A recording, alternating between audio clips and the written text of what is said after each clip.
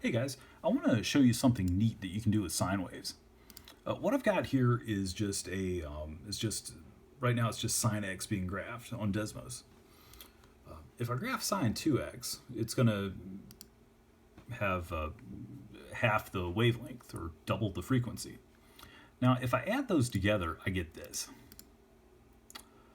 And if I said sine x minus a half sine 2x, I get this shape here.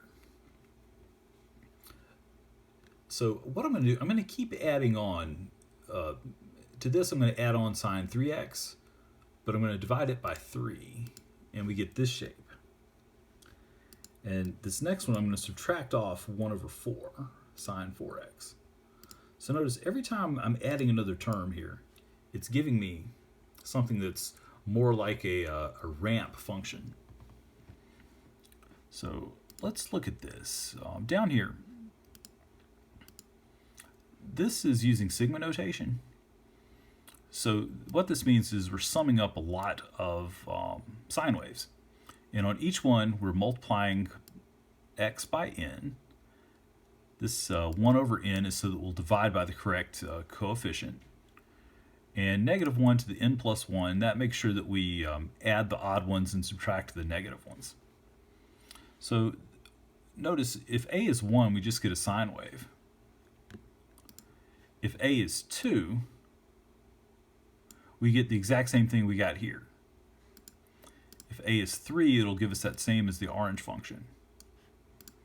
Here's the cool thing. As this grows larger and larger, it gets closer and closer to approaching a ramp or a sawtooth function. If I change this to 200, I might wind up choking my computer. But let's see, if I do that, then yeah, we get this really tight looking sawtooth wave. Now, there's an applet online. This is at, let's see, falstad.com. falstad.com/fourier. And this will let you draw things using sine waves. It's doing it a little differently though. These sliders down here, this right here has, it tells you this first one is for sine x. The next one is for sine 2x. And the next one is for sine 3x. And the slider lets you adjust the amplitude for those. And so this does some neat stuff. Like you can get it just give you a sine wave. You can click over here on sawtooth, and notice it gives me this. It looks a lot like what we got over here on Desmos for this. Let's see if I can get them on camera at the same time. They're the same thing. But notice what this is giving me. This is the first one. Then we're subtracting off the second, multiplied by 1/2. Well, it's not by 1/2, but it is. Right here we've got 0.63, and the next one is 0.31 something. So it's half of what the first one's amplitude was. And that's a third and a fourth and so on. And by playing with these sliders, we can change the wave. And there are different things you can do with the sliders to get a, in this case we've got a sawtooth wave. We can get a square wave by doing this. We can get, let's see, noise, that's no fun. Triangle wave. On the triangle wave, they're using the cosines down here instead of the sines. But you can do any of these with sines or cosines. And the cool thing here is you can hit the sound thing and it'll play it for you as a note. Now this right here is 221 hertz. So that's going to be slightly off of an A note. An A note is, standard tuning is A is 440 hertz. So if I take that and then I turn the next one up, we can hear that sort of sound.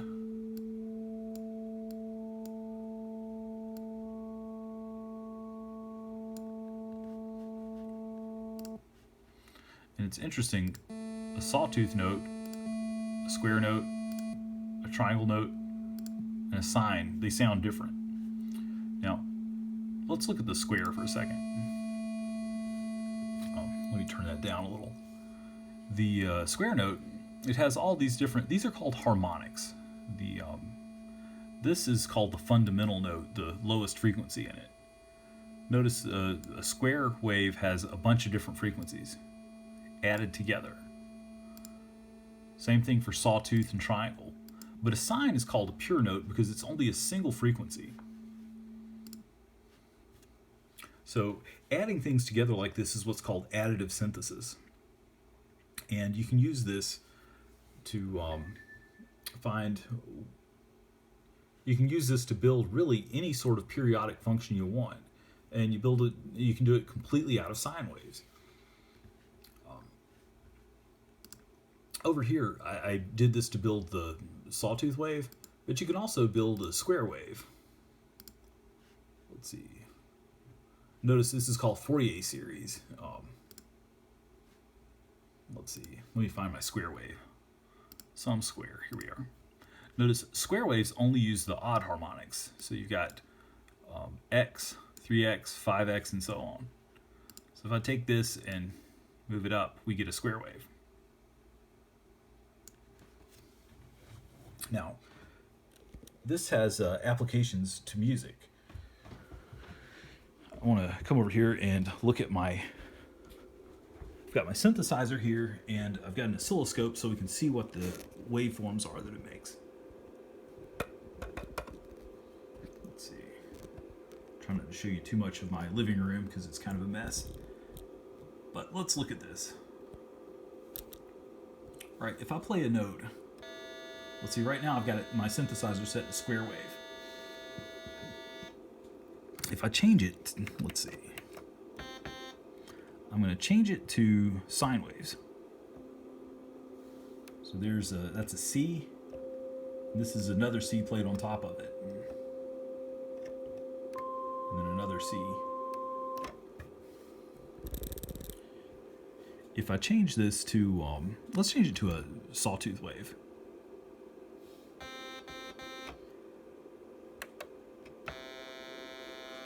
I'm going to adjust this so that we can see more of the waves. There we are. So that's supposed to be a sawtooth. It looks a little curved, but it's supposed to be a saw. Let's, one thing you can do with the synthesizer is you can turn on a filter. Because right now, the way the synthesizer is doing this is somehow generating a sawtooth wave. If I turn my low-pass filter on, and start filtering out the higher harmonics, what we're left with is just the fundamental note there, and it's kind of hard to hear. Let me turn my amp up.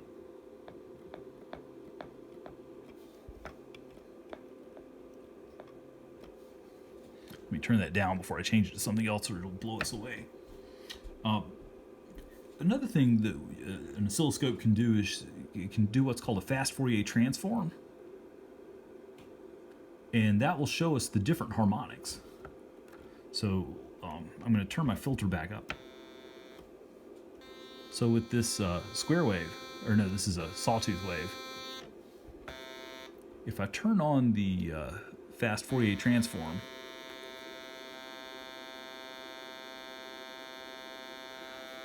this down here, this is called a spectrum analyzer. And if I play, I'm going to play an A. And it's showing me 100.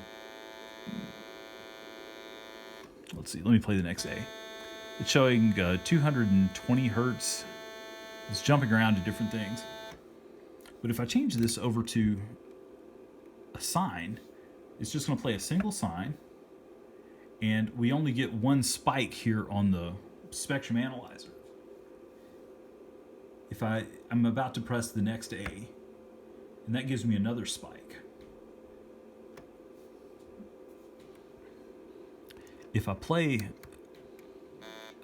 a square wave, we get a bunch of spikes. Now let me move those up. So we get all these spikes at the odd harmonics. What this is 131 hertz right here. This is twice that, so this is 260 hertz. The next one up is 3 times that, so it'd be what, about 400 hertz, 3 times 131. If I turn my filter on, this will start to filter out the higher frequencies.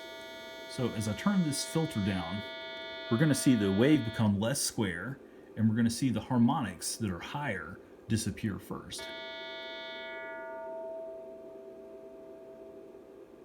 And if I turn it down so that it resembles just a sine wave, we're only going to get one spike down here. There's a good bit of noise there on the spike, but let's see. I might be able to change that. No, I can't really change it. But notice the square wave has odd harmonics. If I change this from square to, I can turn the volume down. If I change this from a square wave to a sawtooth wave, we'll get harmonics showing up in between as well. So let me change that on my synthesizer. All right, there's saw, and there's square.